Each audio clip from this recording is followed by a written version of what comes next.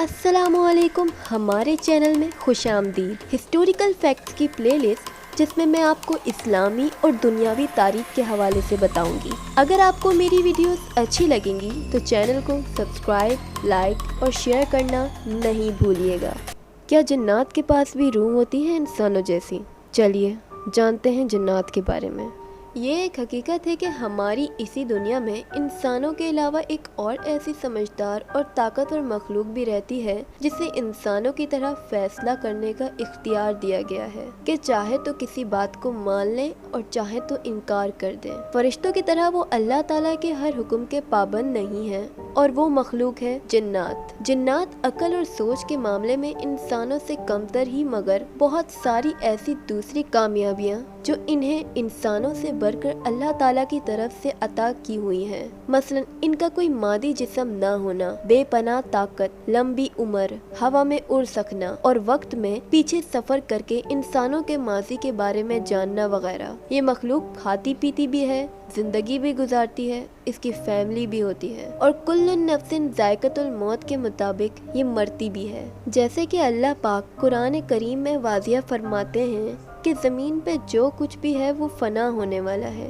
सिर्फ आपके रब का चेहरा बाकी रहेगा जो कि अजमत और इज्जत वाला है। अब यहाँ पर ये सवाल पैदा होता है कि जिन्नात को मौत आखिर आती कैसे है? क्या इनकी भी रूह होती है? क्या इनकी भी रूहें इंसानों की तरह कब्ज की जाती हैं? चलिए जानते हैं। जिन्नात के पैदाइश के मकसद पर बात की जाए तो कुरान करीम के अंदर वाज़ेह तौर पर यह बयान किया गया है कि जिन और इंसान अल्लाह ताला ने अपनी इबादत के लिए पैदा किए हैं, यानी इन्हें भी इंसानों की तरह नफ्स, ख्वाहिश और बंदगी का इख्तियार देकर दुनिया में इम्तिहान के लिए भेजा गया है और वो दुनिया के अंदर इंसानों के साथ रहती हुई एक अलग से मखलूक है जिसके बारे में कुरान करीम की एक पूरी सूरत सूरह जिन के नाम से मौजूद है। इसके अलावा एक सफ़र पर नबी करीम सल्लल्लाहु अलैहि वसल्लम के पास कुरान करीम की तलावत सुनकर जिन्नात की एक कौम आप पर ईमान ले आई और कहने लगी कि हम अपने रब के साथ हरगिज किसी और को शरीक नहीं ठहराएंगे। यानी जिन्नात के अंदर मुस्लिम जिन्नात भी होते हैं और बदतरीन यानी काफिर जिन्नात या शयातीन। जिन्नात की मौत के हवाले से उलमा अकराम के दो कौल हैं। हजरत हसन बसरी का ये मानना है कि जिन्नात को मौत नहीं आती। इनके मुताबिक जिन्नात को इस तरह से मोहलत दी गई है जिस तरह से इब्लीस को दी गई है, क्योंकि इब्लीस भी जिन्नात में से ही है और इसके चेले कयामत तक इंसानों को गुमराह करते रहेंगे, लिहाजा ये मरते नहीं हैं। लेकिन ये सब मानने के पीछे इनके पास कोई दलील नहीं है, जबकि कुरान करीम के अंदर अल्लाह ताला ने जिन्नात की मौत का जिक्र बार बार वाज़ेह तौर पर किया और कई अहदीस से भी हमें इस बात का सबूत मिलता है कि इनकी उम्रें इंसानों के मुकाबले में बहुत लंबी होती हैं, मगर ये बूढ़े भी होते हैं और मरते भी हैं। लेकिन इनकी मौत इंसानों की तरह बिल्कुल नहीं होती, क्योंकि इंसान मिट्टी से बना हुआ अपना एक वजूद रखते हैं, जबकि जिन्नात आग से बनी एक नारी मखलूक है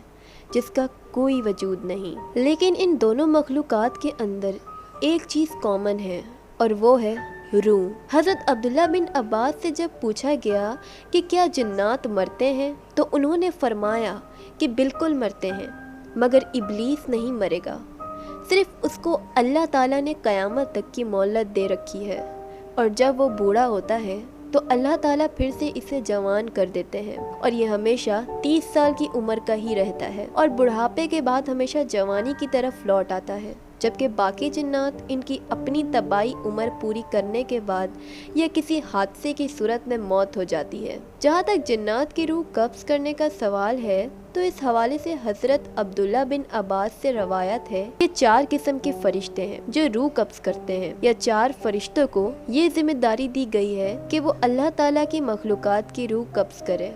पहला फरिश्ता हज़रत इसराइल अलैहिस्सलाम है, जिन्हें अल्लाह ने ये जिम्मेदारी दी है कि वो सिर्फ इंसानों और फरिश्तों की ही रूह कब्ज़ करें। दूसरा फरिश्ता जो कि हज़रत इसराइल अलैहिस्सलाम के मातहत होता है, इस फरिश्ते की जिम्मेदारी ये है कि वो जिन्नात की रूह कब्ज़ करता है। तीसरे फरिश्ते की जिम्मेदारी ये है कि वो ज़मीन पर मौजूद जानवरों, पानी में रहने वाली मखलूक़ात और कीड़े मकोड़ों की रूह कब्ज़ करते हैं और ये भी हज़रत इसराइल अलैहिस्सलाम के मातहत हैं। और चौथे फरिश्ते को अल्लाह की तरफ से हुक्म है کہ وہ درختوں اور پودوں کی روح قبض کریں، اور یہ بھی حضرت اسرائیل علیہ السلام کی ماتحت ہے۔ قرآن کریم کی یہ صورت واضح طور پر جنات کی موت کا ثبوت دیتی ہے کہ اے گھورے جنات، وہ انسان بھی ایسے گمان کرنے لگے تھے جیسے گمان تم نے کیا کہ اللہ تعالیٰ مرنے کے بعد ہرگز کسی کو نہیں اٹھائے گا۔ جنات اور انسان دونوں کے اندر روحیں پائی جاتی ہیں، مگر فرق یہ ہے کہ ہماری روح جو ایک مادی جسم کے اندر موجود ہے، موت کے وقت جسم کو چھوڑ کر عالم برزخ کے اندر چلی جاتی ہے، جبکہ جنات کی روح کسی انرجی یا کرنٹ کی صورت میں ہوتی ہے، ایسی انرجی جو کائنات کے اندر جتنا وقت بھی موجود رہے تباہ نہیں ہوتی اور نہ ہی ختم ہو سکتی ہے۔ یہ انرجی بھی انسانی جسم کے اندر بھی نیگیٹو اور پازیٹیو انرجی کی صورت میں ہوتی ہے، اور انسان کی مسلسل گناہ کرنے کی وجہ سے اس کی نیگیٹو انرجی بڑھ جائے تو یہ جنات انسان کے جسم میں داخل ہو کر اس کے جسم پر قبضہ کرنے کی کوشش کرتے ہیں، لیکن اگر وہ جسم پاک، صاف اور پازیٹیو انرجی سے بھرا ہوا ہو تو خود کو اپنے جسم کو یوٹیلائز کر کے یہ اپنا جسم سے یہ نیگیٹو انرجی ختم کر کے ایک جنات انسان کو مار یا زخمی کر سکتا ہے۔